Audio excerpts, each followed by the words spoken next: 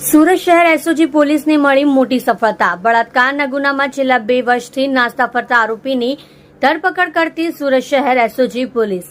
આરોપી વર્ષ 2022માં મધ્યપ્રદેશના ખંડવા ખાતે પાન માવાની દુકાન ચલાવતો હતો, જ્યાં ભોગ બનનારી પીડિતા આપતા આરોપીની દાનત બગડી હતી અને બાદમાં ભોગ બનનારને એકલતામાં જોતા જબરદસ્તી ખેંચી લઈ બળાત્કાર કર્યો હતો।